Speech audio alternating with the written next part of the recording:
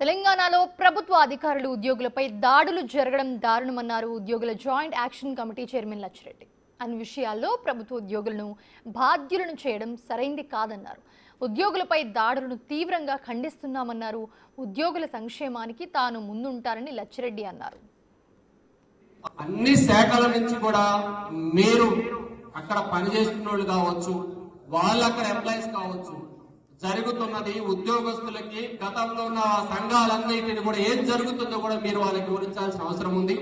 ఆ డిపార్ట్మెంట్ లో కూడా మన సపోర్టుని తీసుకోమని చెప్పండి. అది ఎడ్యుకేషన్ కావచ్చు, పోలీస్ కావచ్చు, ఏ ఏ శాఖలు ఉన్నాయో ఆ సొసైటీలు కావచ్చు, ఆ సొసైటీలన్నిటికీ కూడా నేను ఒక పెద్దన్న పాత్ర ఉద్యోగస్తుల తరపున పోషిస్తా. ఎందుకు వచ్చారో మీకు తెలుసు, వేరేది కాదు. మనం ఏం చేసినా కూడా ఎంప్లాయీస్ వెల్ఫేర్ మాత్రమే కోరుకోవాలి. మీరు ఉన్నారు ఇంతమంది రెవెన్యూ ఉద్యోగులు, ఎవరికన్నా హౌస్ సైట్ వచ్చిందా? రెవెన్యూలో ముఖ్యం కదా మీరు. ఎవరికన్నా జాగా ఇంటి జాగా వచ్చిందా? మరి టీఎన్జిఓ లీడర్లకు ఎందుకు వస్తున్నాయి ఇంటి జాగాలు? టీఎన్జిఓలకు ఎందుకు వస్తున్న వాళ్ళు రెవెన్యూలా? లే, మొత్తం వాళ్ళ చేసుకొని గచ్చిపోలేలా భూముల స్కామ్లు, ఊర్లల్లో ఇంటి కమ్మల భూముల స్కామ్లు, ఇవన్నీ హౌసింగ్ స్కామ్లే.